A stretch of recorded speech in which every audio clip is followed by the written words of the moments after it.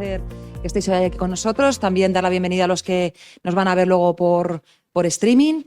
Y bueno, para nosotros es un placer organizar una más de nuestras jornadas del ciclo de conferencias de tecnologías aplicadas a la PyME. Es un ciclo de conferencias que organizamos junto con Madrid Foro Empresarial y bajo el marco de un proyecto que estamos haciendo desde nuestra fundación. Es un proyecto de entidades de enlace y innovación tecnológica que contamos con el apoyo de la Comunidad de Madrid. En esta ocasión, bueno, vamos a hablar de un tema que yo creo que bueno, muy interesante para todos. Vamos a hablar de dos tecnologías, de la inteligencia artificial y de la inteligencia artificial como nuevo paradigma y hacia dónde vamos con la computación cuántica. Para ello, bueno, hemos contado hoy con dos expertos que luego Paloma, que es la coordinadora de la Mesa de Digitalización de Madrid Foro Empresarial, os va a presentar y bueno, estamos deseando conocer, ¿no?, cuáles son todos esos retos, esas aplicaciones prácticas, esos desafíos y todas esas oportunidades que también la computación cuántica nos va a ayudar para solucionar problemas complejos y todo eso, bueno, pues cómo va a ayudar de alguna manera a las pymes y a las startups a mejorar en su competitividad y en su desarrollo económico. Yo creo que son temas que estamos tocando, que se vienen hablando, pero bueno, vamos un poco a aterrizar, ¿no?, con esas aplicaciones prácticas. Después en la mesa coloquio os invitamos de verdad a poder participar, preguntar y bueno, que sea bueno, pues un ratito, ¿no?, agradable donde todos podamos sacar esas conclusiones interesantes de la IA y de la computación cuántica. Y nada más, le doy la palabra a Paloma Cañete para que pueda presentaros a los ponentes. Muchas gracias. Muchas gracias, María Jesús. Pues nada, encantada igualmente de estar aquí esta mañana con este tema tan interesante. Hemos tenido un pequeño cambio de programa, que veréis, nos falta Javier Sedano, que se ha excusado porque ha caído enfermo. Pero bueno, nos hemos coordinado para que no se pierda nada de la información que os queríamos contar. Y nada, Luis Ignacio junto con Carlos pues van a cubrir la parte que Javier iba a tratar. Así que bueno, yo sin más, porque ellos son los importantes, tendremos primero Luis Ignacio nos contará retos y oportunidades desde la IA a la computación cuántica y ahí dará paso a Carlos para que vaya más a lo más tangible o al material, ¿no?, de casos más reales de éxito para que os podáis hacer una idea de cómo se puede utilizar la computación cuántica en el entorno real, ¿no?, de la empresa. Y ellos tendrán estas dos charlas, después, como decía María Jesús, tendremos la mesa. Yo lo que os pediría es que, o sea, es un tema muy novedoso, seguro que surgen muchas dudas, preguntas, algunos sabréis más o menos, que no os cortéis, así hablando en plata, que habléis, o sea, preguntéis lo que os apetezca, que no os quedéis con dudas, porque hacerlo dinámico siempre queda muchísimo mejor y es mucho más interesante y constructivo, ¿no?, aporta mucho más para todos. Así que nada, Luis Ignacio, pues tenemos la suerte de tenerle aquí, es experto en innovación, experto en todo lo que es propiedad intelectual. Él es asesor en Pons y bueno, tiene una trayectoria larguísima, en muchos años en director de innovación en Telefónica.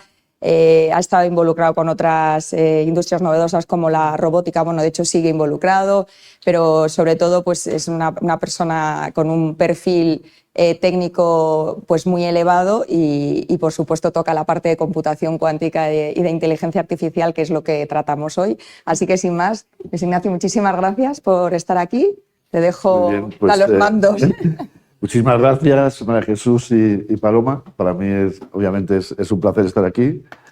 Me sumo a lo que comentaba Paloma. Por favor, aunque bueno, está grabando también en streaming, pero hagamos de este diálogo un diálogo como tal, abierto. Cualquier duda a partir de lo que voy a hablar ahora, por favor, levante la mano. Interrumpimos. En ese sentido, yo... Tanto Carlos como yo pues, llevamos años hablando de estos temas, entonces nuestro reto hoy es intentar involucraros a ustedes o a vosotros, si me lo permitís, en los temas que estamos hablando, ¿no? O sea, cómo adaptamos nuestro discurso a vuestras expectativas. Yo voy a hablar en torno a 20 minutos más o menos, como comentaban María Jesús y Paloma, sobre unas pinceladas sobre la historia de la inteligencia artificial, retos y oportunidades de la IA, y ya entramos en la cuántica. Entonces, relacionado con eso, me gustaría preguntaros cuántos habéis estado en otras charlas ya de computación cuántica. Bueno, bien, casi un 50%. ¿Cuántos sois expertos en cuántica? Bueno, algo por lo menos. Bueno, Paloma sí, ¿eh? Paloma Domingo de la Fundación CSIC es doctora en estos temas, ¿no? Yo, mira, si permitís en ese sentido y en este ámbito familiar, mira, yo soy, Juan Paloma, doctor en física, en electrónica, entonces estudié hace 35 años mi tesis y nunca pensé que iba a poder llegar a charlas como esta, ¿no? O sea, que la cuántica iba a conectar también con el mundo en general, pues de la computación y nos iba a dar soluciones que el tema de la IA como tal no iba a llegar, ¿no? Entonces, relacionado con eso, pues voy a hablar de inteligencia artificial al principio. Inteligencia artificial pensamos que es un concepto nuevo con esto de ChatGPT, pero no, tiene 69 años, o sea, ya está ya jubilada en edad. Y por una persona, surgió por esta gente en 1956 en Dartmouth, New Hampshire, en Estados Unidos, que John McCarthy pues se unió con dinero de la Fundación Rockefeller una serie de personas. Ahí está Claude Shannon, uno de los grandes de la teoría de la comunicación, que después hablaré de él. Martin Minsky, que fue el que creó el laboratorio de inteligencia artificial en MIT, fueron los que acuñaron este concepto considerando que las máquinas, pues convenientemente programadas, podían tomar decisiones. Pues si hay alguna duda, cuando hablamos de inteligencia artificial estamos hablando de programas de ordenador, no estamos hablando de cuestiones, digamos, casi teológicas, espirituales. Ahí la palabra inteligencia, sobre todo en español, pues nos lleva a veces a esos pensamientos más allá, pero bueno, estamos hablando de cómo se programa. Los primeros años de la inteligencia artificial, hasta el 97, nos basábamos en lo que llamamos sistemas expertos, o sea, era tomar árboles de decisiones, y eso pues dio mucho recorrido. Es cierto que las expectativas, como a lo mejor pasa ahora, eran muy altas. Hubo periodos también que llamamos los inviernos de la inteligencia artificial, que al final no llegábamos a donde nos hubiera gustado, pensando que las máquinas iban a pensar por sí solas y ese tipo de cuestiones. Pero bueno, una culminación de esa etapa fue cuando Deep Blue, un ordenador de IBM, ganó a Kasparov. Y ahí, en principio, se vio como positivo, somos capaces de ganar al campeón del mundo de ajedrez, pero ahí también vimos que eso llegaba al límite, ¿no? Cuando hablábamos con la gente de IBM en aquel momento, decía, mira, hemos metido aquí un supercomputador con un montón de chips y perdimos la primera partida. Es decir, veíamos que la inteligencia artificial tenía que ir más allá. Entonces fue cuando pasamos de esa IA simbólica a una IA más estadística. Entonces empezamos a aplicar principios estadísticos de la física para llegar a esto que llamamos machine learning o deep learning, que es fundamentalmente, insisto, estadística. El concepto es, pues bueno, al final tengo unos datos, tengo un algoritmo, que es un programa del ordenador, lo llevo a un modelo que lo he entrenado previamente con otros datos y así pues consigo que las máquinas hagan algo. Y aplico pues, un concepto que llamamos redes neuronales, otra vez la palabra nos lleva a error porque parece que esto estamos interpretando el cerebro, pero no, estoy hablando fundamentalmente de estadística. Y eso, pues al final, aplicando redes neuronales, conseguimos pues, que las máquinas ganaran al Go. Y el Go, como saben, es el juego casi que más se juega en Asia, cientos, miles de millones en China, en Japón jugando al Go, y entonces se veía como la mayor complejidad que había, ¿no? Fíjate, estamos hablando aquí ya de esa aplicación de redes neuronales, y justo los padres de las redes neuronales recibieron el año pasado el Premio Nobel de Física, ¿no? Al final, un Premio Nobel de Física para la gente que está haciendo programación de ordenador. Hoy aplicamos Machine Learning y Deep Learning en un montón de cosas. Al final, pues hablamos de robótica, pues en la conducción autónoma, la ciberseguridad, reconocimiento facial. Entiendo que hasta aquí, por lo menos, creo que todos me van siguiendo. O sea, esto es la IA clásica y todos los días hay charlas de IA. Y entonces, ¿qué ocurrió? Pues hace 7 años, solo hace 7 años, el equipo de investigación de Google pues inventó un concepto que llamamos Transformers, ¿no? De hecho, el artículo se llama All You Need Is Attention, lo mismo que All You Need Is Love de Beatles, pero en este caso Attention, y viene a decir algo muy simple, es decir, al final cada concepto, o sea, una palabra, un píxel de un vídeo, si analizo el contexto, pues me va mejor. Si yo quiero traducir una palabra y veo esa palabra en qué frase está, pues al final seguramente lo traduzco mejor, ¿no? Entonces, aplicando ese concepto muy simple, salió esto que llamamos la IA generativa, que es algo que nos permite desarrollar programas de ordenador, fotos, textos, algo que está revolucionando la educación, por ejemplo. Hoy en día todos los chavales están aplicando ChatGPT u otros modelos de IA para hacer sus informes. Y una cosa relevante de la IA generativa es que, fijaros, en solo 5 días se alcanzó el primer millón de habitantes, perdón, de usuarios.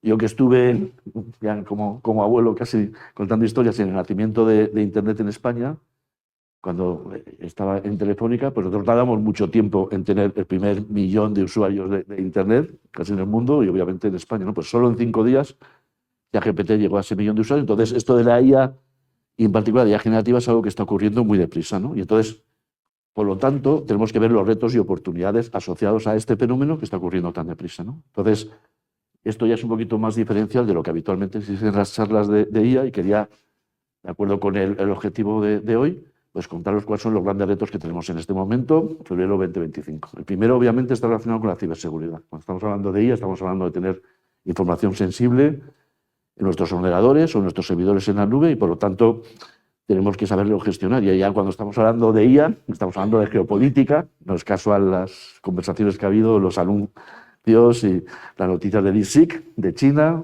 versus OpenAI de Estados Unidos. Entonces, aquí estamos hablando mucho de ciberseguridad. Entonces, ojo con lo que ponemos en DeepSeek, porque obviamente ahí el gobierno chino pues lo está viendo, lo mismo que lo que ponemos en OpenAI, pues seguramente la NSA americana pues también lo está viendo ahí. Entonces, en ese sentido, aquí estamos hablando también de gestión de datos. O sea, al final, el gran activo que tenemos cuando hablamos de inteligencia artificial es la información.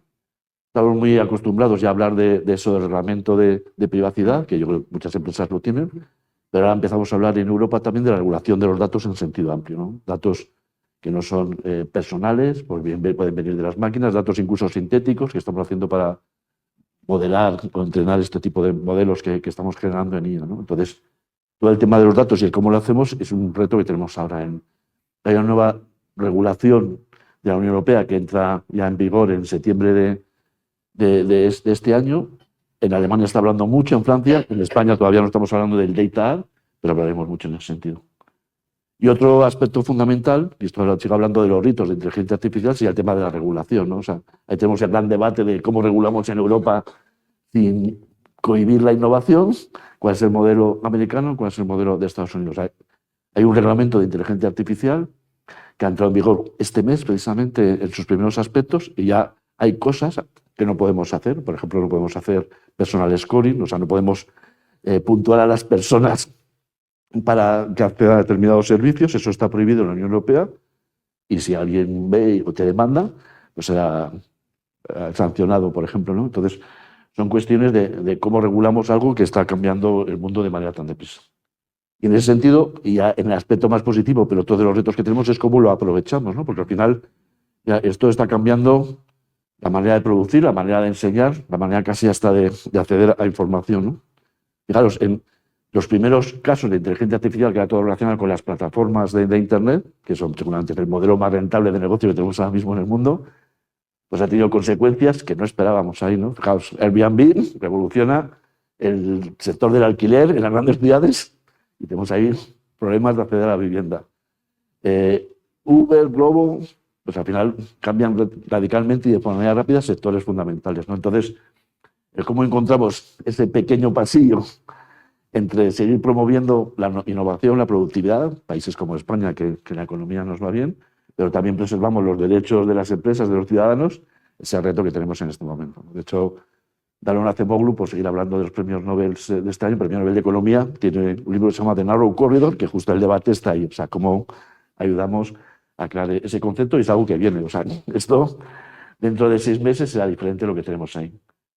Pero en positivo también, y otro de los retos es cómo aprovechamos justo esta IA generativa, en general inteligencia artificial, para hacer cosas que hasta ahora no podíamos, pues que ya era el caso de un tercer premio Nobel del año pasado, que es el de química, en este caso DeepMind, que es una empresa actualmente de Google, que surgió en el Reino Unido.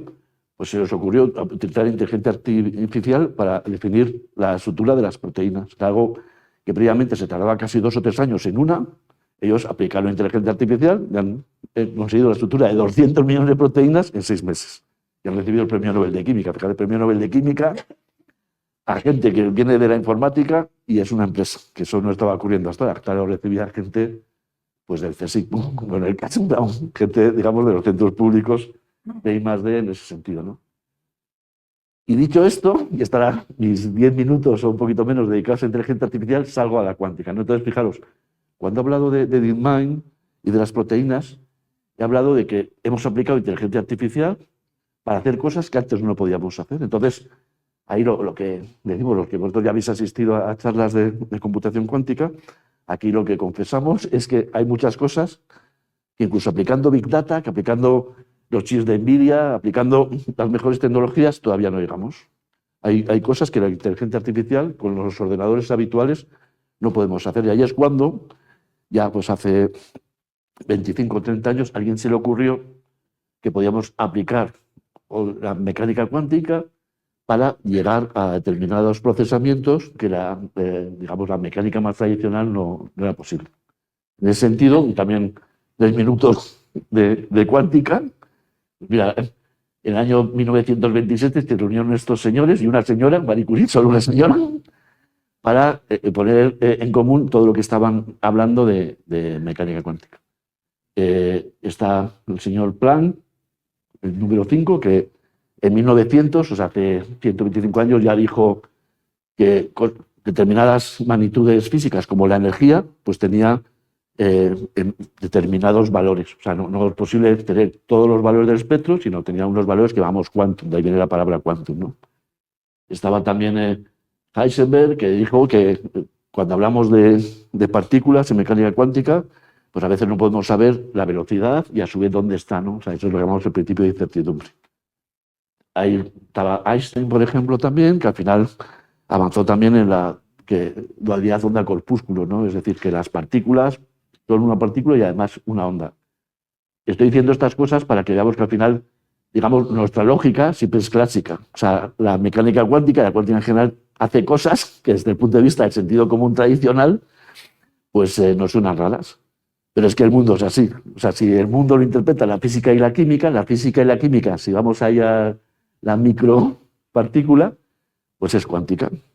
Y de hecho, un poco el padre de la computación cuántica es Richard Feynman, otro físico famoso, tuve el placer de hablar con él alguna vez en Estados Unidos, que ya en el año 1984 publicó un artículo muy interesante que dice, pues hay mucho sitio al fondo, se llamaba el artículo, pues este hombre es peculiar, y vino a decir que si la realidad era cuántica, ¿por qué no utilizamos la física cuántica también para computar, ¿no? Y por ahí vino ese concepto. Aplicando algunas de las, digamos, funcionalidades que nos permite la física cuántica, es cuando llegamos justo a esta computación cuántica que estamos comentando, ¿no? Entonces, fijaros, al final hay 3 principios fundamentales que utilizamos siempre en computación cuántica. Uno es el principio de superposición. ¿Me siguen hasta ahora, por cierto? ¿Vamos bien? No veo manos levantadas. A partir de ahora, en los próximos 2 minutos, quejaros, ¿eh? Esto es un máster de mecánica cuántica en 2 minutos. 3 cosas. Superposición, entrelazamiento y medidas. Superposición significa que, mirad, en un circuito clásico, pues todo se basa en que la electricidad pasa o no pasa.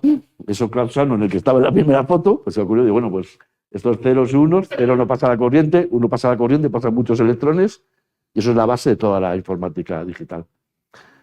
En mecánica cuántica, pues me arriesgo y digo, bueno, si cojo solo un electrón, por ejemplo, y analizo a ese electrón, pues puedo hacer algo parecido. Puedo decir que el circuito vaya de una manera, vaya en el otro sentido, pero la gracia es que la mecánica cuántica nos dice que con determinada probabilidad las 2 cosas ocurren a la vez. Por eso llamamos superposición. Es decir, desde el punto de vista lógico, pues queda raro. Y además, yendo un paso más allá, podemos entrelazar. O sea, 2 electrones pueden funcionar de manera coherente. O sea, fijaos, esto también desafía la norma de la física, ¿no? Alguien dice, pues si pongo un electrón aquí y otro en Murcia, desafío las leyes de la velocidad. Bueno, eso es un poquito más complejo, no es posible, pero sí puedo hacer que cosas que están aquí y cosas que están lejos, pues trabajen de manera coherente, ¿no? Y entonces, imaginaros, en el mundo de la, digamos, informática clásica, si tengo 0, 1, 2 bits, que puede estar solo en 0, 1, por ejemplo 2, pues está bien. Pero en este caso, si tengo 2 qubits, y es donde el concepto que llamamos qubit, ahí pasamos a llamarlo qubit, tengo una partícula que está en determinados estados, pues puede estar en 2 estados a la vez, y si tengo 2 están entrelazados, ¿no? Entonces, en lugar de tener solo un 0 o un 1, tengo 4 posibilidades. Y esto es la base de toda la computación cuántica. Es decir, juego a que tengo superpuestos estados y tengo cosas entrelazadas. puedo entrelazar muchas cosas, puedo entrelazar todo tipo de partículas, electrones, iones, fotones, y eso da a que puedo tener diferentes modelos de ordenadores cuánticos. Al final, pues me baso en estas tres cuestiones. Por un lado, en esa superposición de estados, en todo el tema relacionado con entrelazamiento, que eso me permite facilitar temas incluso de comunicación. Y otro tema relevante, que es que cuando mido, al final ese entrelazamiento que comento se rompe y por lo tanto pues me queda solo una única medida. Lo importante es lo que ha pasado cuando han estado entrelazados los bits, ¿no? ¿Bien esto? Pues se me han seguido aquí ya. A la salida repartimos títulos. Fundación CSIC. ¿Cuáles son los retos? Porque de aquí estamos hablando de retos y ya estoy terminando esta parte de la presentación para dejar paso a Carlos. Bueno, pues esto que he comentado, la teoría es fantástica. Aquí los físicos lo pensaron ya hace 15 años, pero es difícil llevarlo a la práctica. Pero claro, vemos que es potentísimo. O sea, el último gran avance que ha habido, un chip que han hecho la gente de Google, pues que lo presentaron en noviembre, pero decían que conseguían hacer, creo que era en 10 minutos, algo que en la cuántica, perdón, en la informática tradicional necesitábamos trillones de años, algo así planteaban, ¿no? O sea, al final, y otro de los mensajes que vamos a decir hoy, la computación cuántica no sustituye a la computación tradicional, que convivirán las dos, pero sí hay cosas que la computación tradicional no puede hacer, que la computación cuántica lo hace de manera muy fácil, ¿no? Y eso luego podremos hablar algo de ese punto. ¿Cuáles son los retos que tenemos hoy? Y ya estoy terminando. Pues por un lado, claro, tenemos esa capacidad de entrelazados, que tenemos que tener partículas entrelazadas y a veces si tienen alguna interferencia del resto del mundo, se pierde ese entrelazamiento, eso, digamos, colapsa la función de onda o se pierde la coherencia, pero vamos, se pierde el entrelazamiento. El tema de la temperatura de operación, es decir, no lo he dicho, pero esto funciona con superconductores y esto es casi a menos 270 grados, ¿no? O sea, necesitamos enfriar muchísimo el ordenador que estamos ahora mismo planteando como ordenador cuántico. Para un tiro, por favor. Muchas gracias por la pregunta. ¿Por qué se interpretó? No, porque justo la base física que tenemos es lo que llamamos la superconducción, el que hace que, además, gracias por la pregunta, pues es mi tesis doctoral y no lo conocemos de nada. Entonces, la superconducción solo funciona a temperaturas bajísimas. Es la física. O sea, si sube la temperatura, pues ya, por ejemplo, no estarían los electrones entrelazados, una cuestión física. Justo ahora hay otro tipo de ordenadores cuánticos, que es un poco un sucedáneo, que estamos intentando llevarlo a esa temperatura. Pero si ahora esas fotos que aparecen a veces ahora ya del ordenador de IBM, por ejemplo, de Google, que es así como un círculo enorme, el 99% de eso es cómo estamos enfriando pues, los qubits que hay dentro, que es algo muy pequeño, ¿no? Pero bueno, muchas gracias por la pregunta. Después un premio, por supuesto. Un café, te aseguro. El tema de la temperatura, que es relevante. El tiempo de coherencia, o sea, la capacidad, el momento en el que están esos electrones conectados, entrelazados, pues son milisegundos. Si lo hacemos con fotones puede durar más, pero es menos fiable. Otro de los grandes problemas que tenemos ahora mismo es que hay ciertos errores y por eso manejamos dos conceptos, no serían los qubits físicos, que son esas partículas como tal, y entonces hemos inventado una capa superior que sean los qubits lógicos, ¿no? Teniendo varios qubits físicos, llegó a hacer cosas que no tengan error, porque si después montar todo esto, después de enfriar tanto, al final pues me lleva a errores, pues está claro que no estoy aportando mucho, ¿no?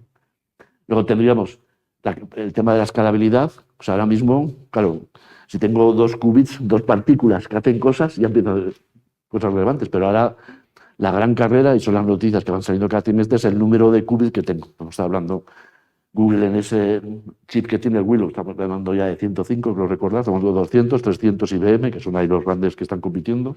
Nosotros en Europa también tenemos una red que queremos instalar, en España en el Barcelona Supercomputing Center, en Barcelona.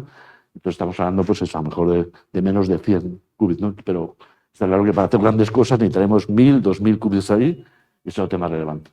Y está relacionado, por último, con el grado de desarrollo. Esto es algo que está empezando, irá adelante, pero para finalizar, hay cuestiones que ya se están patentando. Yo también, como consejero de la parte de propiedad industrial de PONS IP, vemos la tendencia esa, digamos, exponencial casi, que viene a decir cuando tenemos las grandes tecnologías. O sea, cuando empezó Internet también veíamos este tipo de curvas relacionados con el mundo más físico, luego podemos hablar un poquito más de propiedad industrial, pero sí vemos, mira, para simular el mundo físico, cuando hablamos de criptografía, cuando estamos hablando incluso de detectar algo dentro de una gran base de datos, y existen algoritmos cuánticos que nos están permitiendo hacer cosas que con la computación tradicional no podíamos. Y dicho esto, pues cedo la palabra a Paloma. Muchas gracias. Muchísimas gracias. Si me lo cuentan así en el cole, me hubiera dedicado a la física en lugar de las finanzas. Bueno, pues nada, después de esta charla introductoria, que yo creo que ha quedado bastante... Perdón, te quito el... No. Si me lo pones en el suelo se me pierde el dinero. A ver si... No estamos para... Pues bueno, que muchísimas gracias, es muy interesante la charla y yo creo que nos ha dejado bien ubicados para continuar con Carlos. Pues Carlos Kuczkowski, que lo diga, espera que lo diga bien porque se me vaya la lengua. Él es experto en todo lo que son tecnologías disruptivas, innovadoras, exponenciales, Web3, IA, por supuesto, cuántica, y sobre todo lo que me ha llamado la atención al ver su perfil es que es apasionado también en llevarlas, digamos que a la práctica, ¿no? Que no se quede todo en lo etéreo, sino que podamos usar casos prácticos, y de ahí la empresa que ha fundado y en la que es CEO, que es QCentroid, y es donde él se va a centrar más en la parte, pues eso, vamos a ver realmente esto en qué se traduce, ¿no? Así que Carlos, muchísimas gracias. Muchísimas Adelante, gracias. todo tuyo. Por introducir, lo primero, experto de nada, apasionado de muchas cosas. Es un privilegio poder estar aquí compartiendo con vosotros la experiencia, la pasión, las ganas de aplicar la computación cuántica a la industria y a la sociedad.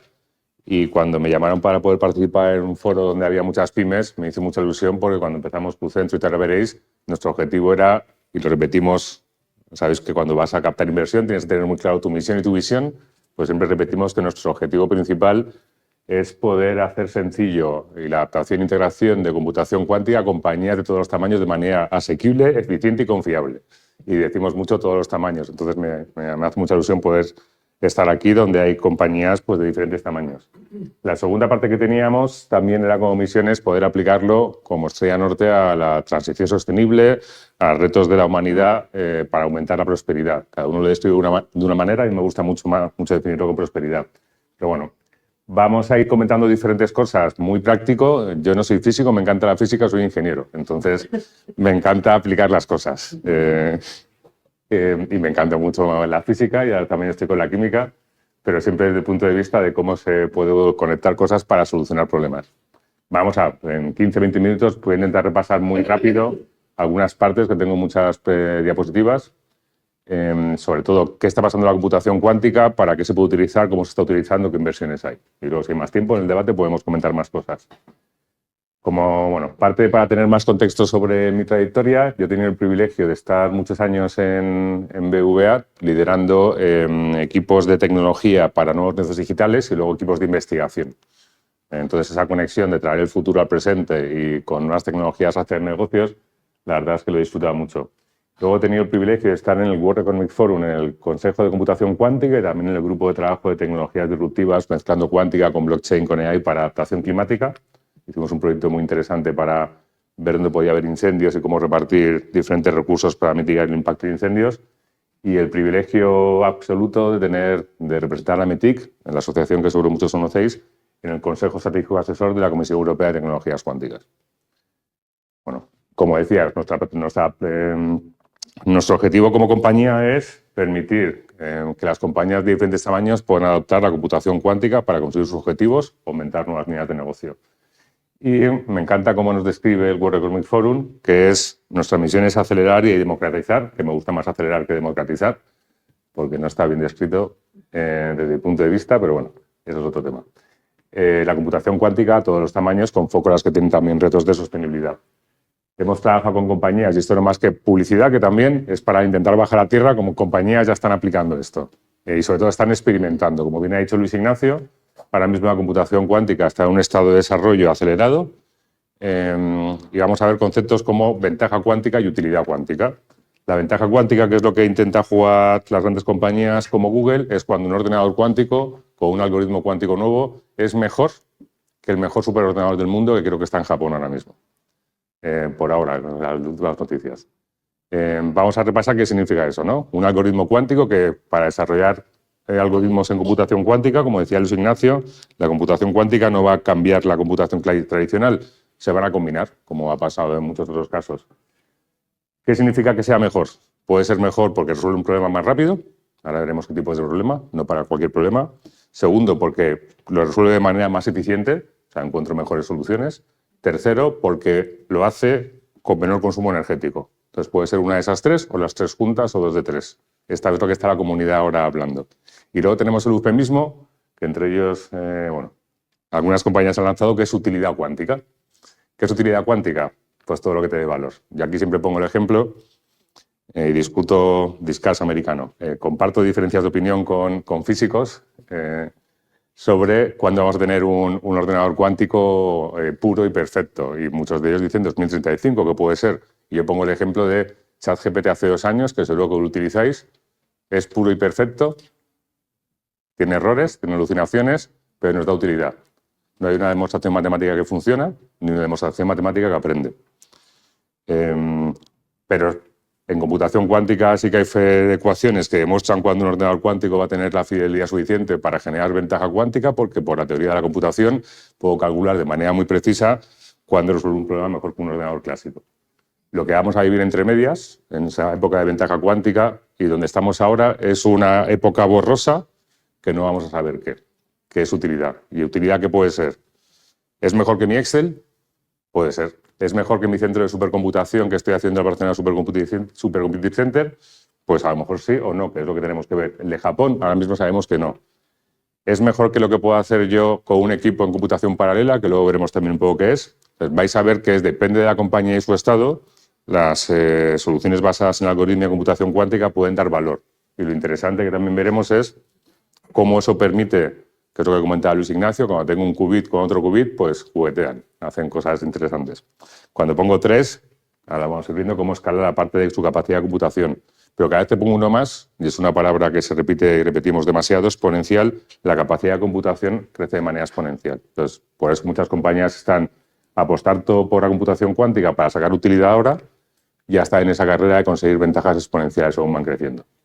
Bueno, Luis Ignacio ha comentado que las tecnologías cuánticas, y me encanta el foro Savoy, es interesantísimo leer libros sobre eso, que seguro que muchos habéis leído más que yo, las discusiones que tenían, que la computación cuántica no es algo nuevo. O sea, ya llevamos toda la comunidad de físicos, científicos, con otros científicos e ingenieros, trasladando en utilidad los descubrimientos de la mecánica cuántica, de la primera generación, láseres, sistemas de reconocimiento, memorias, ya estamos en la segunda, que se pueden dividir en computación, comunicación, sensórica. Sensórica, puedo medir la naturaleza con órdenes de magnitud más precisos de lo que podía hacer de otra manera.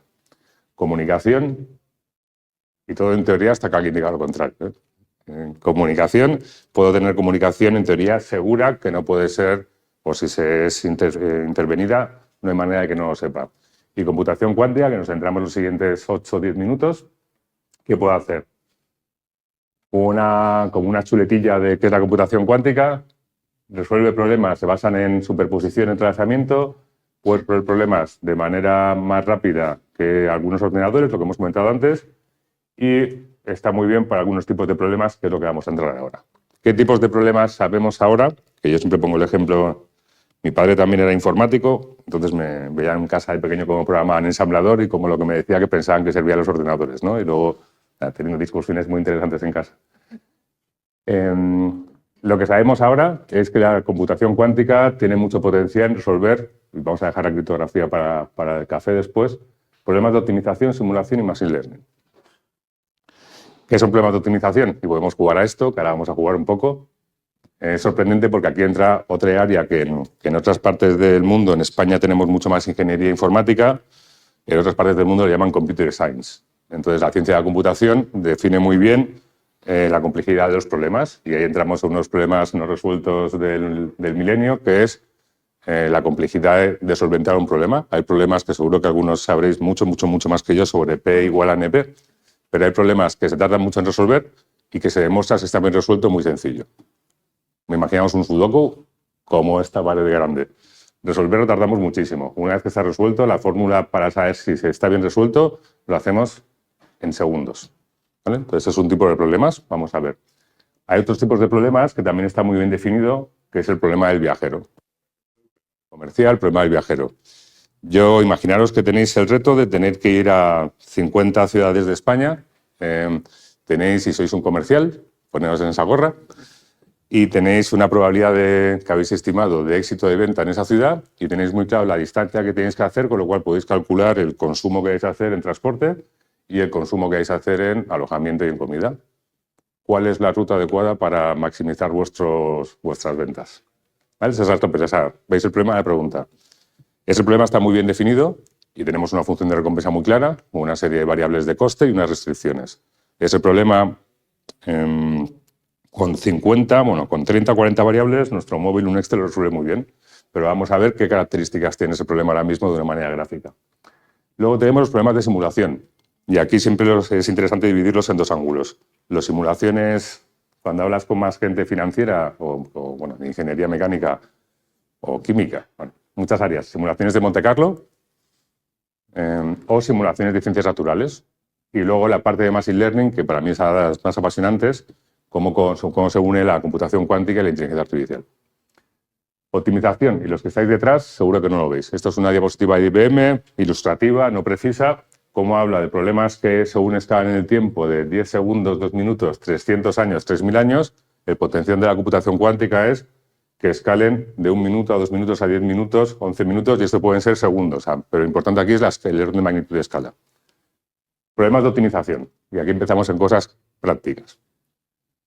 Y esto, cuando hay alguna sesión con más tiempo, solemos hacer un juego que suele ser muy divertido, si queréis hacerlo vosotros luego con un café. ¿Qué problemas de optimización tenemos que comparten esa característica, que es cuanto meto más variables, la complejidad de solventar la mejor solución aumenta de manera exponencial?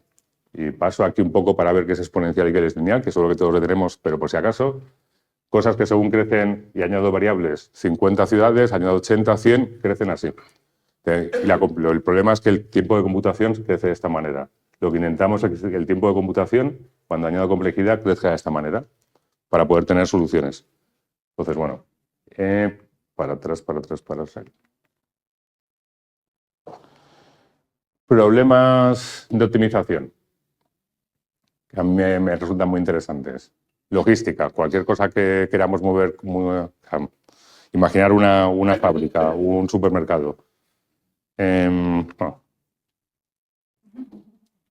supermercado, yo tengo que almacenar cosas, tengo que distribuirlas, tengo que tener personas que carguen cosas, que atiendan. Ahí tenemos 4 problemas de optimización. Si el supermercado es de 4 personas, con 4 está, no hay problema. Pero cuando crece, tengo el problema de cómo almaceno las cosas en un camión. Es un problema seguro bien conocido por algunos de bin packing. Tengo el problema de cómo coloco cosas en diferentes alturas en un almacén. Tengo el problema de que tengo diferentes camiones que los tengo que distribuir en diferentes rutas. Tengo el problema de que tengo que tener conductores. Estoy hablando con una compañía de transporte y me decía que también tenía que tener gente de guardia por ciudades. Entonces, ¿cómo optimizar eso? Que hay 4 problemas. Se junta la computación tradicional con la computación cuántica. ¿Para qué? Para intentar resolver un problema que hasta ahora o tardamos mucho en resolverlo o no lo estamos resolviendo de manera perfecta. Estamos consiguiendo soluciones por heurísticas de computación buenas, pero no perfectas, que puedo hacerlo más rápido o con mayor precisión. Entonces, lo primero sería logística. Bueno, logística y travels. En compañías que están haciendo también investigación son en grandes compañías de aviación para intentar ver, pues hoy hablamos de una compañía de aviación y ahora bajo a tierra cosas más grandes. Hoy tengo en un retraso de un avión, tengo que ver a qué finger lo mando y os visualiza esto sobre en algún momento en algún retraso de un avión.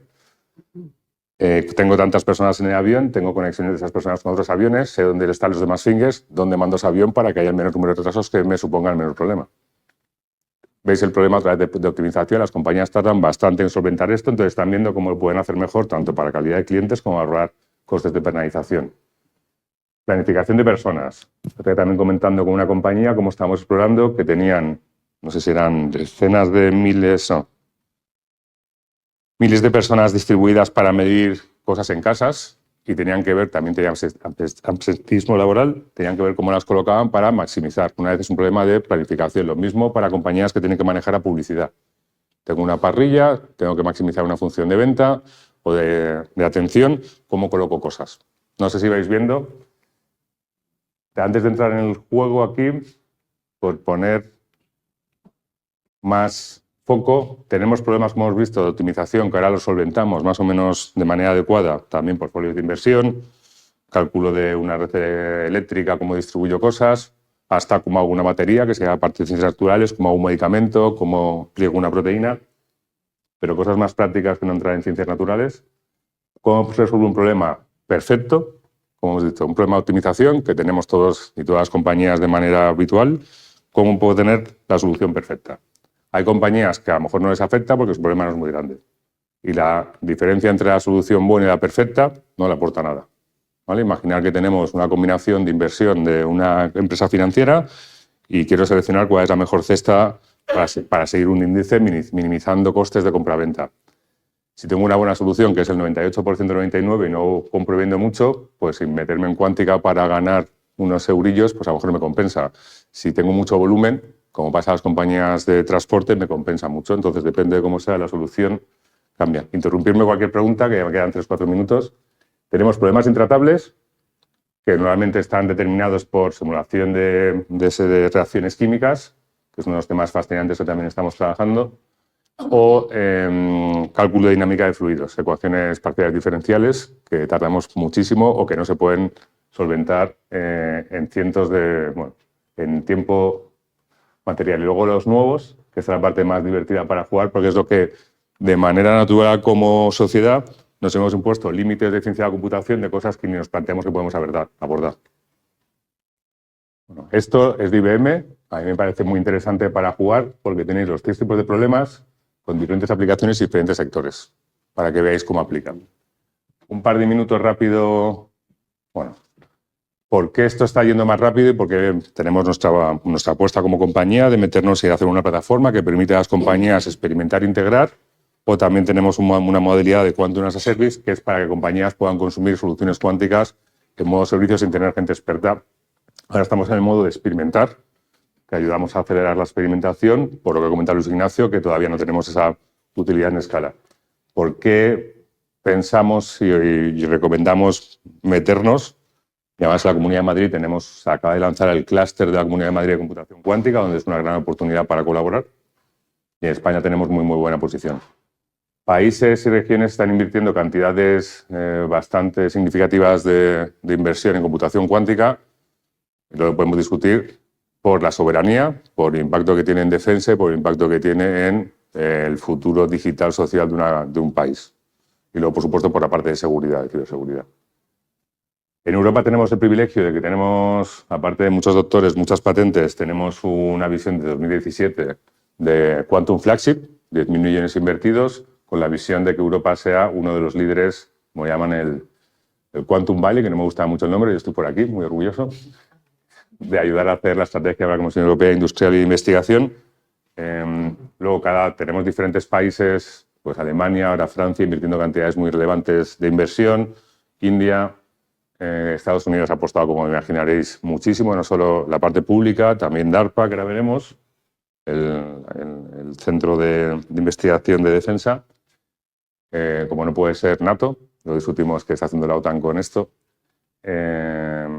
y las grandes tecnológicas. Y ninguna de las grandes tecnológicas se quieren quedar fuera. ¿Por qué? Porque primero, acelera la capacidad de Machine Learning, que es el juego actual. Segundo, reduce el consumo energético del Machine Learning, que es el mayor reto actual. Y tercero, el que tenga esto, las compañías se van a ir. NVIDIA, por supuesto, también trabajando mucho en simular. Y lo que comentaba antes Luis Ignacio de Willow. Bueno, grandes retos que también estamos colaborando, que es Quantum for Impact, que es uno de los grandes pasiones que tenemos, aplicar esto para el éxito de la empresa. En España tenemos la suerte de que tenemos un ecosistema muy bueno, tanto en asociaciones como decía METIC. En Galicia se está instalando un ordenador al lado del CESGA. En el País Vasco tiene muy buenas iniciativas, tanto en Vizcaya como en Guipúzcoa. En Vizcaya se ha montado Vicain, que es el centro de adopción industrial, juntando empresas de la región con startups y acceso a computación cuántica. En Madrid también tenemos, aparte de comunicación, tenemos el recién, que se ha lanzado hace unos meses, de de computación cuántica y estamos esperando la estrategia, que tiene pinta que va a salir en breve la española. Un par de minutos más y termino. Estos son, que seguro que conocéis y tenéis también experiencia, bueno, vuestra experiencia en leer informes de grandes consultoras, en este caso este es de McKinsey. Hay estimaciones de todos los colores, ¿no? Esta para mí es interesante, entendiendo cómo afectan optimización, simulación y machine learning, vamos por industrias. Ese es un mapeo de cómo afecta por industrias y son previsiones de mayor o menor impacto en energía, oil and gas, química, farmacéutica y otra visión similar de cómo se aplican diferentes industrias y el valor potencial estimado. Una vez más, estimaciones. La realidad, bueno, esta es la parte de patentes que ya ha contado Luis Ignacio, con lo cual la podemos ver luego. Compañías. Tenemos ahora mismo más de 8 tipos diferentes de hacer de maneras diferentes de hacer un ordenador cuántico. Algunos lo están intentando a temperatura ambiente, y ojalá salga. Pero cada uno con rendimientos diferentes, que es parte de lo que solucionamos nosotros. Un montonazo de compañías haciendo desde control, corrección de errores, algoritmia, y en el Fortune 500, ahora mismo el 12% de compañías tienen un equipo de computación cuántica investigando cómo adoptarlo en todos los sectores, que seguro que conocéis logos. Lo que están es pues, una inversión entre algunos pequeños equipos hasta muy fuerte, generando propiedad intelectual, sobre todo en temas de optimización, química, manufactura, y en todos los sectores. Para terminar, que tenemos, bueno, esta parte parece como muy complicado para compañías que a lo mejor no son esos nombres de esas grandes corporaciones. Nuestra opinión, que no recomendación, es que, dado el modelo asociativo que tenéis y donde estamos, es una gran oportunidad para empezar a trabajar de manera colaborativa. La computación cuántica va a generar un gran impacto, no está claro en qué, o sea, está claro en qué hemos visto, hay que ver de manera detallada cómo afecta, pero hay problemas, que es nuestra pasión, del día a día de compañías que sí van a tener un gran impacto en eficiencia. Y luego lo segundo, cómo lo combinamos con machine learning. Con muchas ganas de tener el debate, si queréis podemos tener aquí, así luego preguntas, y espero que haya sido interesante.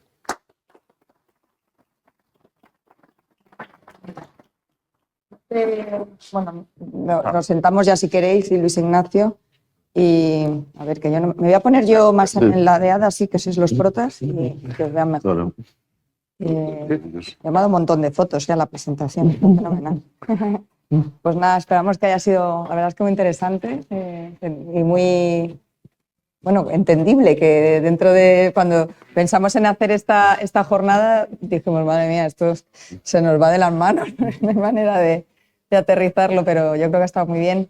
Y bueno, yo tengo preguntas, pero a mí me gustaría que fuerais vosotros los que pues nos dierais opiniones, puntos de vista, dudas, casos prácticos. Una pregunta que a mí se me ocurría también hacerles es, efectivamente, empresas, digamos, que no están en las grandes y que tienen menos recursos, cómo empezar a interesarse o a adentrarse en este mundo, si es que a lo mejor es el momento o no, o cómo sería la... En la inteligencia artificial podemos comentar, porque para mí es más sencillo empezar a utilizarlo por las soluciones que hay en modo servicio, en pago por uso, para modelos de clasificación, modelos negativos. Para la computación cuántica, para mí la capacidad que tenemos, y tenemos un privilegio en España por tener ese talento, esa fuerza de investigación y también asociativa, es ir a algunas asociaciones que hay. Aquí tenemos la Fundación CSIC, que es uno también de los líderes como institución, pero tenemos en todas las comunidades, hay un centro de supercomputación, hay un equipo industrial o empresarial, científico, técnico colaborando. Entonces, es intentar juntar a ese equipo. En Madrid, te digo, está lanzando el clúster de computación cuántica con la ilusión de que las compañías puedan poner problemas. Las grandes desarrollan sus propias soluciones, como tienen capacidad de hacer, y las medianas y pequeñas intentan aliarse para poner problemas en la mesa que centros de investigación, compañías o startups puedan solucionar. Entonces, para mí sería el primer punto, cómo se genera esa conversación para poder empezar y luego tener la capacidad de mutualizar esfuerzos para empezar a utilizar la computación cuántica como servicio. Esto es interesante, pero al final lo interesante para mí es cuando tienes un cálculo de rutas de última milla, planificación de personas como servicio. Y lo meto en mi flujo de trabajo. Y lo último que hablaremos dentro de 3 meses es la computación cuántica, sino la eficiencia. Ya. Pues para mí ese es el punto interesante que Sí. tenemos el privilegio en Madrid y en España. Es verdad, yo creo que a veces asusta mucho hablar del nombre de la tecnología, como ha pasado pues al principio IA o blockchain o bueno, cryptocurrencies y cosas de estas, y luego realmente eso es llevarlo al servicio, ¿no?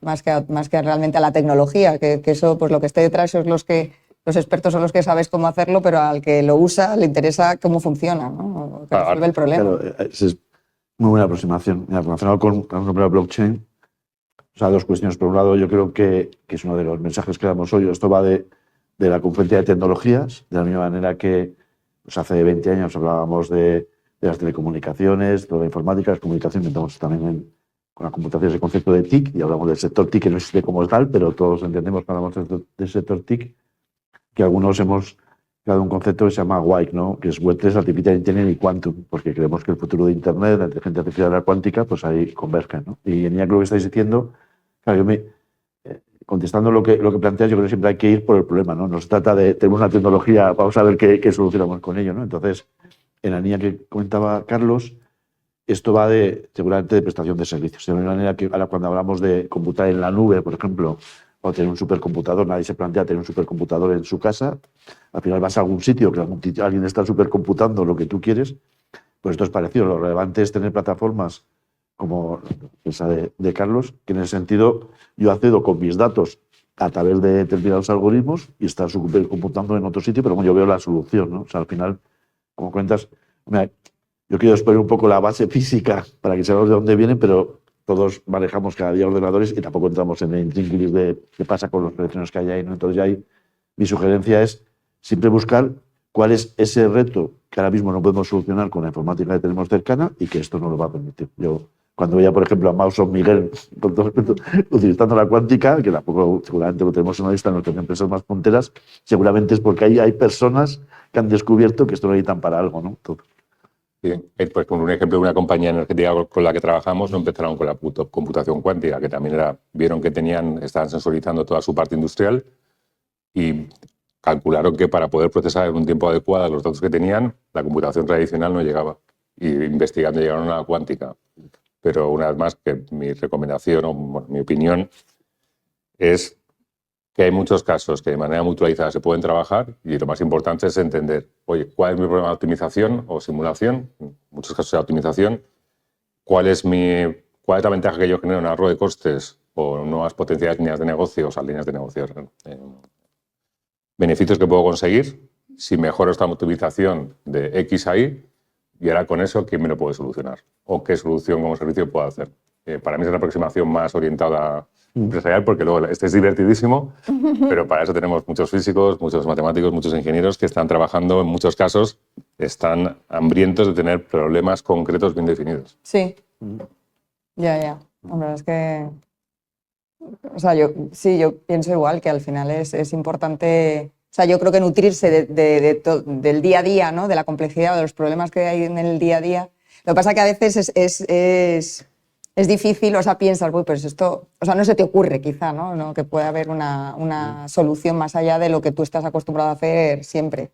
Y bueno, quizá pues eso, estas charlas o centros como CSIC que puedan divulgar, ¿no? Oye, ¿dónde puede ser, dónde se puede mejorar, ¿no? En estos aspectos? Esto es interesante. Mira, escuchándoos, se me ocurre, y pues también preguntar, intervenir. Mira, hablamos de este concepto de complejidad que han nombrado. Nosotros estamos acostumbrados, lo mismo que cuando he hablado de mecánica cuántica, estamos acostumbrados a una realidad que es la que a nosotros es más cómoda, pero vamos, el mundo físico es cuántico, como hemos hablado. Estamos acostumbrados a sustituir imperfección por complejidad. Antes hablabas de ChatGPT, pero el propio Google es un buscador tradicional. Estamos acostumbrados, tú buscas algo, te aparecen ahí 5 millones de respuestas, te quedas solo con 5, pero estamos acostumbrados a vivir así, ¿no? Y entonces eso te va solucionando un problema, ¿no? Entonces yo creo que aquí tenemos algo parecido, que a veces no somos conscientes de problemas que tenemos encima de la mesa y que al mismo no podemos resolver, ¿no? O sea, antes hemos hablado de robótica un poco y también es otro. El mundo es como se mira, hablamos mucho de gemelos digitales, que es cómo simulo la realidad. Bueno, pues ahora mismo no tenemos gemelos digitales reales de una fábrica que recoloca la física, por ejemplo, la inercia, cosas de esas. Tenemos videojuegos, entonces necesitaría computar más y seguramente una computación cuántica para acercarnos a la realidad. Y ahí hay una pregunta.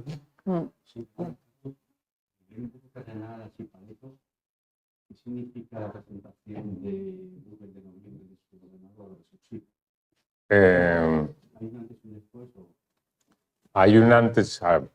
Hay un avance muy interesante en un factor, que es la corrección de errores. Lo que han demostrado hasta ahora es, y esto es algo más técnico, pero bueno, a ver, lo ponemos como un ejemplo. Imagina que tenemos un vaso de diferentes tamaños, los que a veces habéis visto para hacer música, ¿no? De estos que se llenan con diferentes, ¿vale? Y que los muevo un poquito, ¿no? Entonces eso sería como que tengo errores, ¿no? Y cada vaso está medio vacío, medio lleno, ¿vale? O sea, es una aproximación muy burda, pero pues, eso se podrían considerar errores, ¿no? Entonces, lo que han conseguido es poner más vasos y en lugar de que el número de error aumente, y cada vaso sea un qubit, los errores están bajando. Entonces, creo que es de las primeras veces que en escala, tendría que comprobarlo, han conseguido que añadiendo qubits la mitigación de errores, o sea, los errores no suban, sino bajen.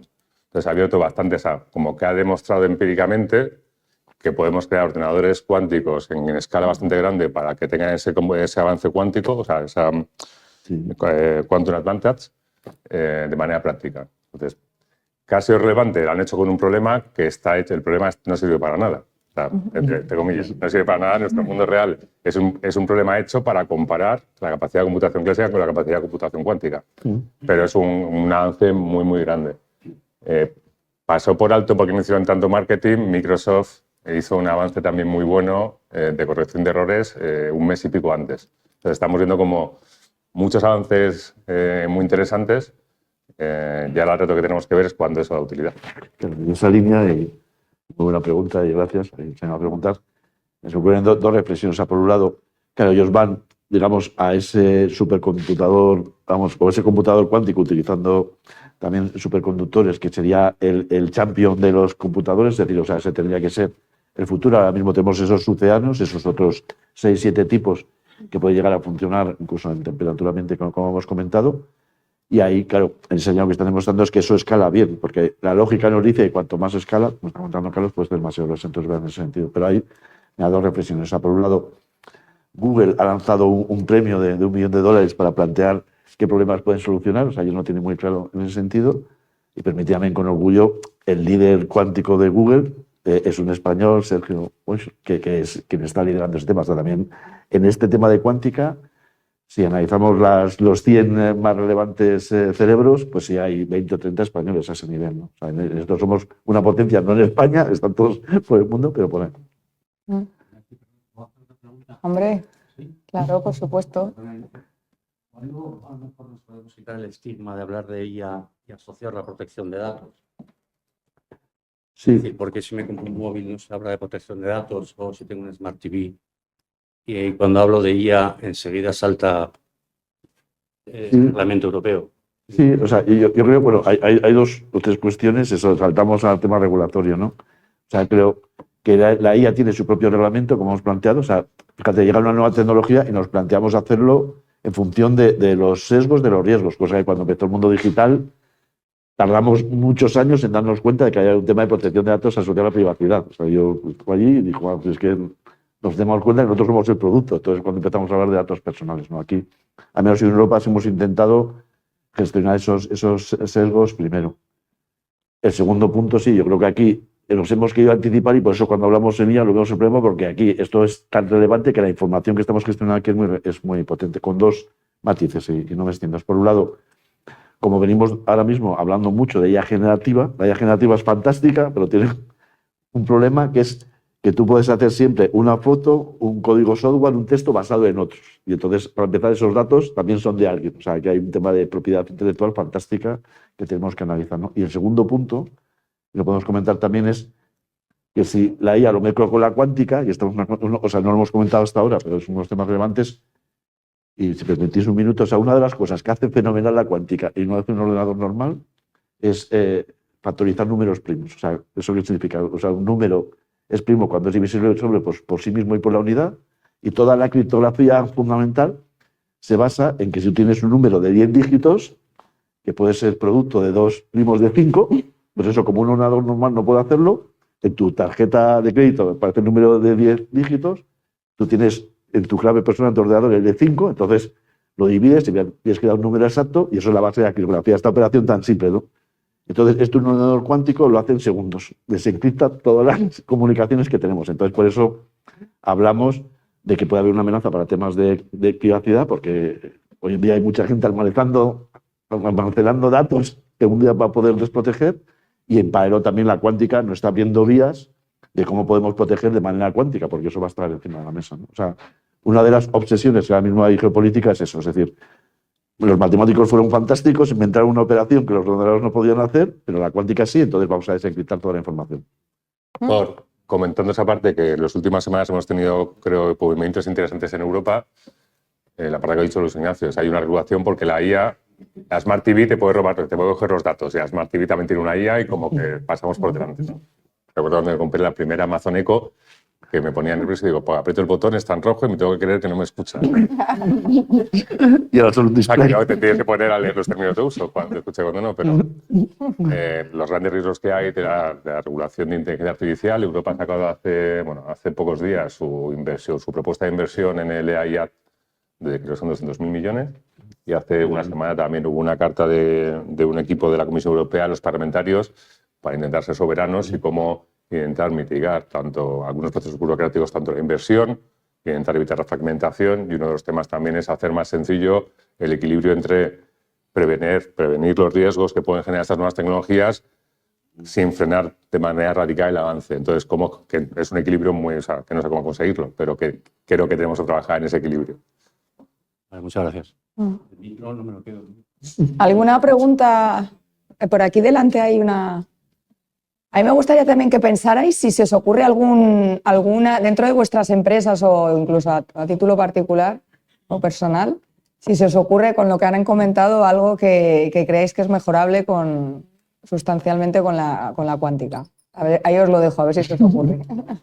Es que no, mi pregunta es todavía un poco más filosófica, aún no tan terrenal, porque como habéis ido sugiriéndolo, pues me ha venido la pregunta de qué opináis vosotros al respecto del posicionamiento que está adoptando Europa, ¿no? Con la regulación. Es cierto que va habiendo un viaje y vamos aprendiendo todos sobre la marcha, también con el propio desarrollo de la tecnología y su aplicabilidad, pero ¿cuál es vuestra opinión? Y esto sí que es una opinión personal, profesional, como queráis mostrarla, al respecto de qué está haciendo Europa, ¿no? Porque hay mucha crítica, Ignacio, tú lo comentabas al principio, ninguna opción, ninguna postura es obviamente perfecta, pero me gustaría escuchar vuestra opinión de experto. Bueno, muchas gracias por la pregunta. Empiezo yo, si queréis. Claro, es una obsesión que tenemos ahora mismo. Ya, yo, contando un poco mi vida, cuando yo empecé en Telefónica, fui en su momento el ingeniero más joven de Telefónica, y nosotros participamos en la creación de Internet de verdad, porque además trabajamos mucho con los Estados Unidos, trabajamos con el CERN, que fueron los primeros que crearon el World Wide Web. O sea, Europa en aquel momento lideraba tecnología digital. Inventamos el 2G, el 3G, los SMS. Ahora, por dar un titular, corremos el riesgo de ser insignificantes. O sea, estamos creando talento, como comentaba, mucho del talento cuántico, porque se forman en sitios como el CSIC, que está aquí enfrente, con gente como la Fundación. Pues entonces, mi opinión va en la línea del famoso informe de Draghi, que se publicó también hace unos meses. O sea, creo que tenemos que ser más Europa. O sea, para empezar, esto va de unirnos. Y creo que tenemos, en línea que comentaba, de preservar derechos todavía. O sea, yo creo que a nivel regulatorio, o sea, ahora, tanto por lo que estamos escuchando, por ejemplo, de la nueva administración americana, pero también parece que ahora Europa plantea como, digamos, leitmotiv, como uno de sus ideales políticos, que tiene que regular menos.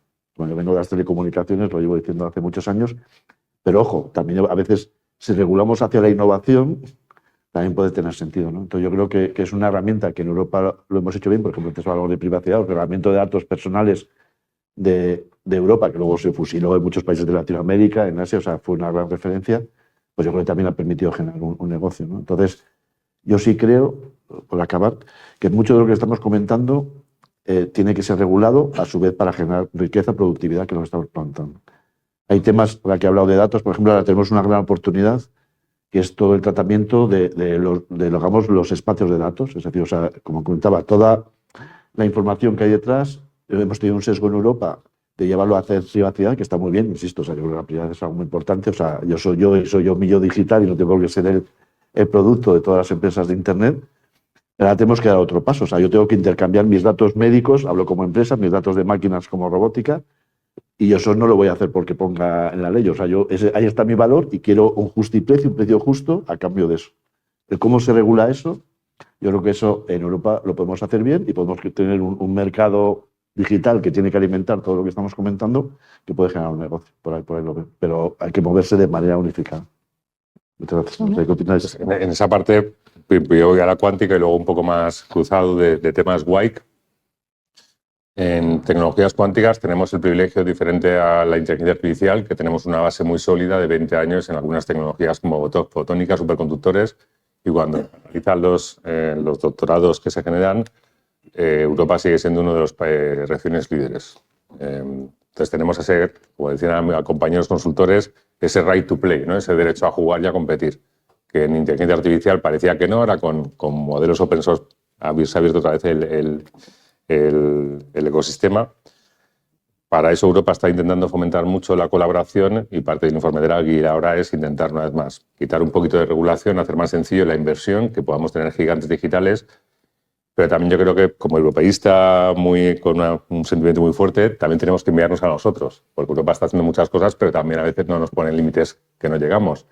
Cuando yo he tenido el privilegio de pasar mucho tiempo en Silicon Valley y en San Francisco, y ahí tienen formas diferentes de hacer las cosas, también tienen sus restricciones, tienen sus ventajas, sus inconvenientes, pero una cosa que creo que tenemos que continuar mejorando mucho es la transferencia tecnológica y de investigación. Cuando tú vas a Stanford y te paseas es que vienen las startups, vienen las compañías a machacar a la gente que tenga un problema. Aquí parece que nos cuesta mucho. Entonces, creo que parte de lo que tenemos que hacer aquí tenemos un privilegio en esta comunidad, de intentar, porque tenemos centros de investigación, tenemos grandes universidades, grandes empresas. ¿Cómo fomentamos eso? Porque recursos ahora están ahí para hacerlo. Un poco relacionado con lo que estáis comentando de las diferencias entre cuántica e inteligencia artificial en cuanto a, bueno, pues una parte más software, a lo mejor esta parte es más, digamos, tiene más formación, ¿no? Quería preguntar a Luis Ignacio por la protección, no sé si hay diferencias en protección de activos digitales vinculados a la computación cuántica versus otros avances tecnológicos y cómo podemos a lo mejor sacar ahí también relacionado con lo que comentaba Carlos Pecho en Europa, ¿no? Y tratar de posicionarnos mejor que en otros ámbitos. Muchas gracias, Paloma. En primer lugar, yo creo que pasó en IA generativa, está pasando en cuántica. La buena noticia es que, como estamos comentando, aquí se está, digamos, volviendo a repartir cartas y tenemos opciones, ¿no? O sea, tenemos empresas como la de Carlos, tenemos 3 o 4 empresas en España que pueden ser unicornios a nivel europeo, ¿no? Entonces, eso es relevante.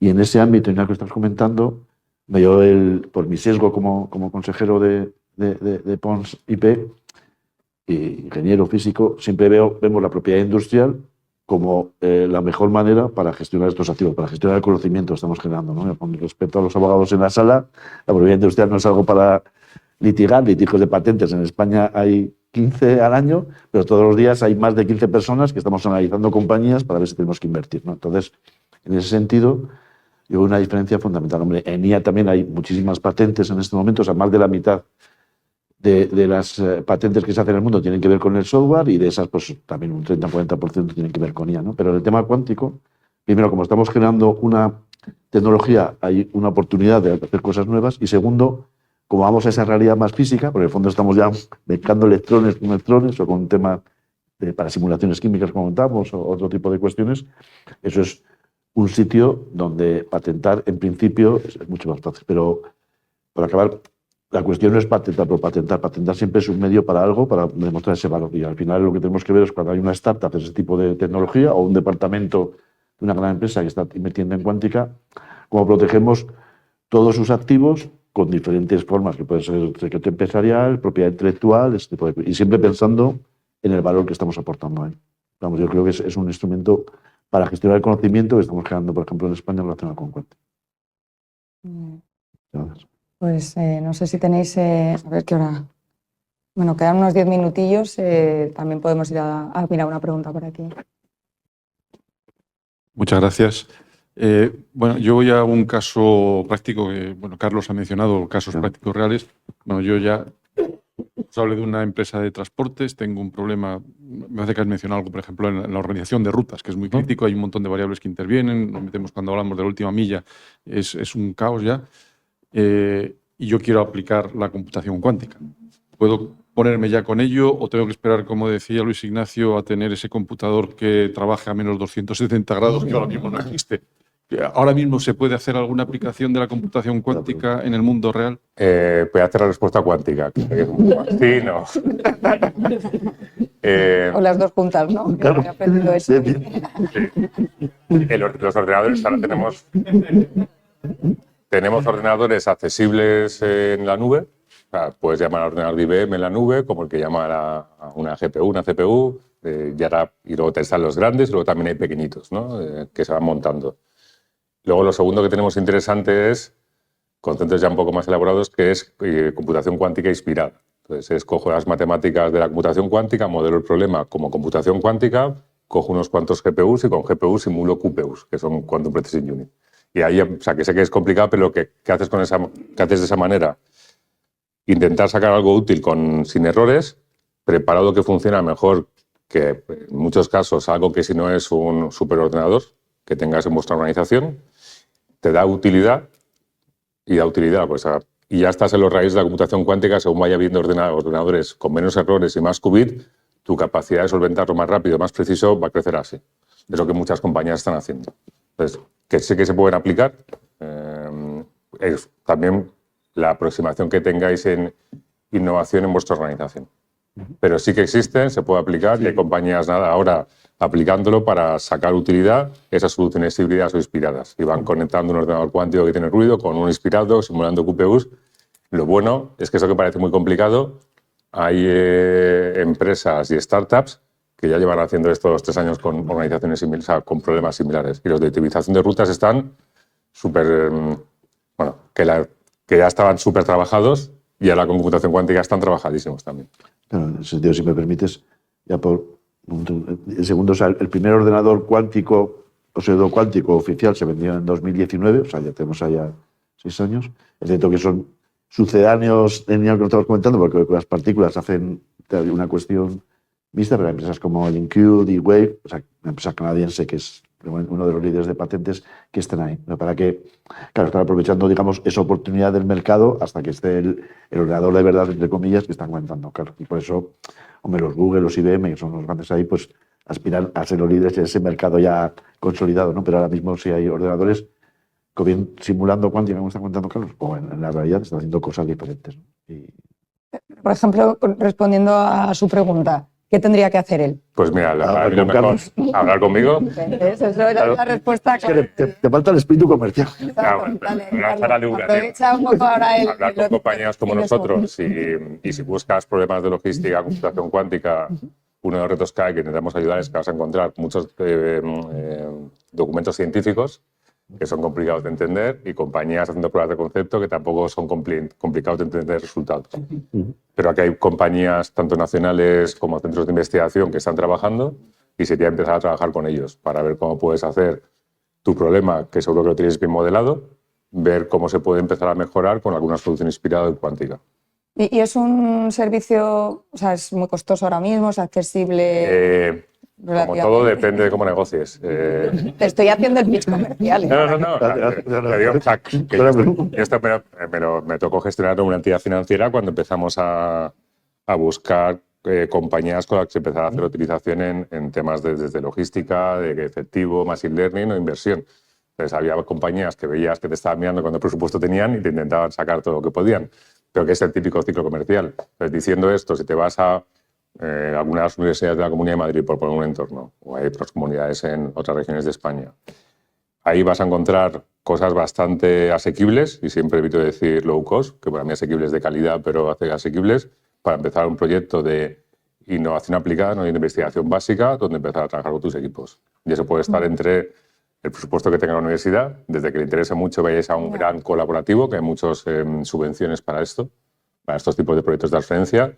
Te puedes salir desde la inversión que tengas que poner 6 meses de 2 personas en tu equipo y te pones a juguetear con los otros, de 10.000 hasta que si negocias de otra manera, pues a lo mejor te sale $250.000. Ya. El tema, si me permites aquí, es que nosotros somos tus comerciales.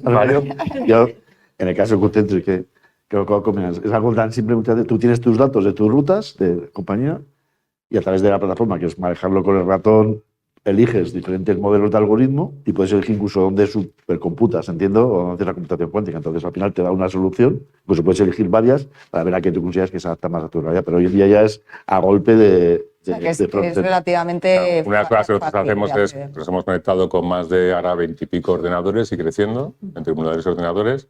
Ya tenemos varios partners internacionales y nacionales que suben sus algoritmos con casos de uso bien definidos. Entonces les decimos que lo ejecuten. Es como les permite a ellos como tener un laboratorio industrializado interno y a la vez les permite tener un catálogo de exposición de sus algoritmos y casos de uso para terceros. Pero yo lo veo muy asequible, porque como te va a ser el precio, que no hemos entrado, pero como contaba Paloma, yo tengo la intuición a lo mejor de que hay determinados problemas que con eso tengo una solución y no entro en las tripas de cómo lo estoy haciendo. A lo mejor, entonces hay, es decir, casi a nivel un poco broma, hay problemas como cuál va a ser el número de la lotería del sábado, que eso obviamente no voy a resolver aquí nunca. Hay otros problemas que hasta ahora veía yo irresolubles, el tema de, pues, el típico problema del viajero que has comentado, temas de simulación, que con esto yo creo que me da una buena aproximación. Lo podemos comentar. Sí, yo insisto, en temas de industria robótica, por ejemplo, sí ya se está utilizando este tipo de modelos. Qué bien. Pues ahí había tenemos una pregunta. Para seguir un poco la línea de lo terrenal, un caso de negocio especialmente interesante que te has encontrado últimamente, que sea fácilmente replicable en el sector.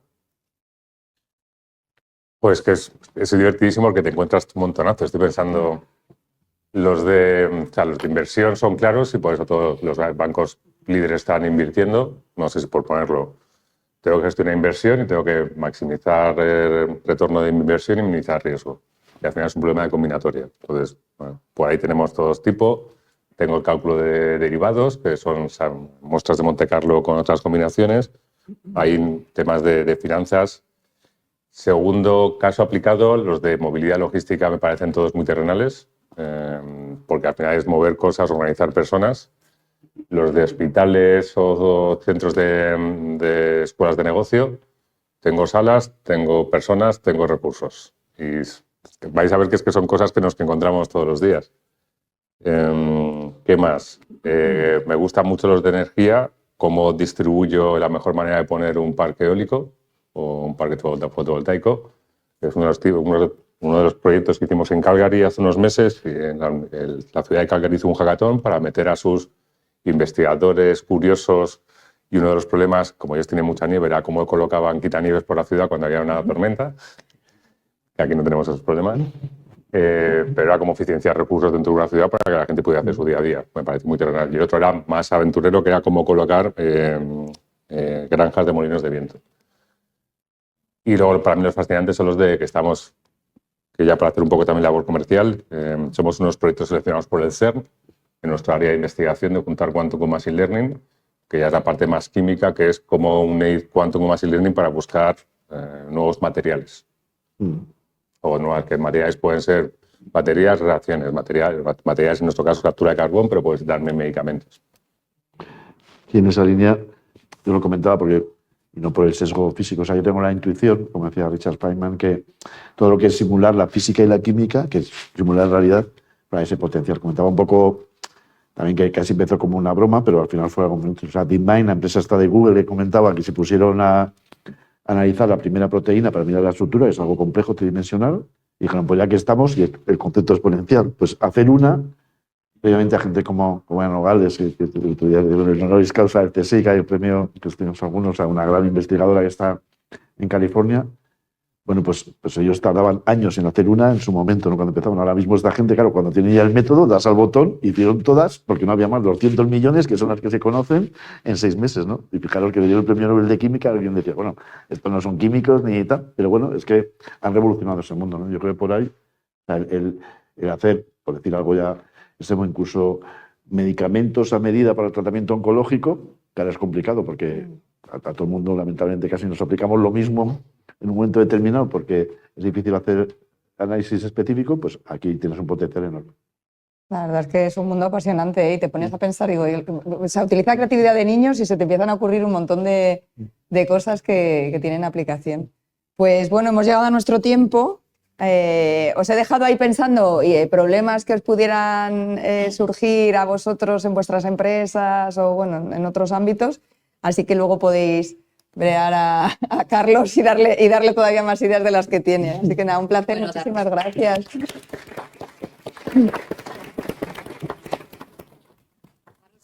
Daros las gracias, Paloma, Carlos, Luis Ignacio, estos son temas bueno, interesantísimos.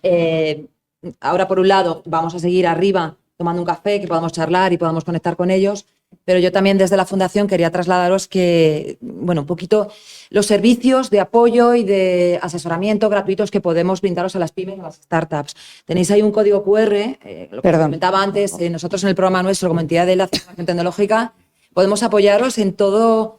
Cualquier duda, cualquier planteamiento relacionado con temas de innovación tecnológica, propiedad industrial, transferencia de tecnología, ¿vale? Contar con nosotros, que estamos ahí para apoyaros. Podemos apoyaros también en temas de preparar vuestra hoja de ruta de financiación, conocer un poco la financiación tanto pública como privada a la que podéis acceder. Y luego hay una parte importante también que es apoyaros en formación en digitalización. Tenemos un acuerdo de colaboración para todas las empresas de la Comunidad de Madrid con ESIC. Son cursos financiados por Europa, 100% financiados, para ayudaros a formaros con una formación de 150 horas, mucho más largo, donde bueno, pues se pueden ver muchos temas también de interés. Entonces, pues nada, que estamos a vuestra disposición y, por supuesto, seguir invitándoos a todo este tipo de charlas, jornadas y contando con nuestros expertos, que es de quien más aprendemos. O sea que nada, podemos subir arriba a tomar un café. Gracias.